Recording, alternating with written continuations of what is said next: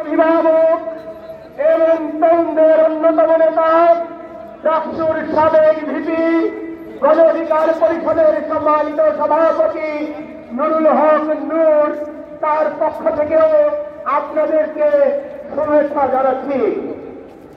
এই লড়াই এবং সংগ্রামে 1971 সাল থেকে 2024 সাল পর্যন্ত গণতান্ত্রিক আন্দোলন সংগ্রামে মানুষের অধিকার প্রতিষ্ঠায় যারা জীবন দিয়েছে তাদের প্রতি শ্রদ্ধা রেখে আমি আমার বক্তব্য শুরু করছি।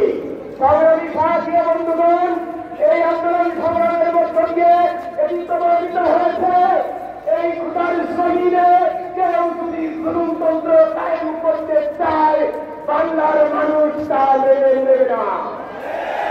এই জুলুমতন্ত্রের অবসান ঘটিয়ে বাংলার মাটিতে বাংলার মানুষের অধিকার প্রতিষ্ঠা করবার মধ্য দিয়ে বাংলার মানুষ তাদের অধিকার বুঝে নেবে।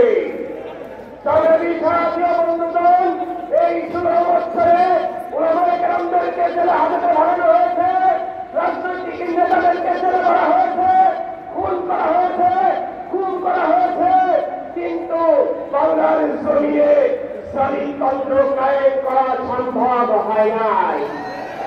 বাংলার যুব সমাজ ঐক্যবদ্ধ হয়েছে আগামী চ্যালেঞ্জ মোকাবেলায় এই রাষ্ট্র সমস্যার পরবর্তী নতুন রাজনৈতিক বন্দোবস্তে তরুণদেরকে ঐক্যবদ্ধ হতে হবে। আমাদের রাজনৈতিক মতের ভিন্নতা থাকতে পারে, আমাদের রাজনৈতিক কৌশলের ভিন্নতা থাকতে পারে, কিন্তু দেশ এবং দেশের মানুষের অধিকারের পক্ষে আমি আপনাদেরকে উদাত্ত আহ্বান জানাবো, আমরা যাতে সকল দল মত পথের ঊর্ধ্বে উঠে কাঁধে কাঁধ মিলিয়ে বাংলার মাটি বাংলার মানুষের জন্য এক হয়ে কাজ করতে পারি।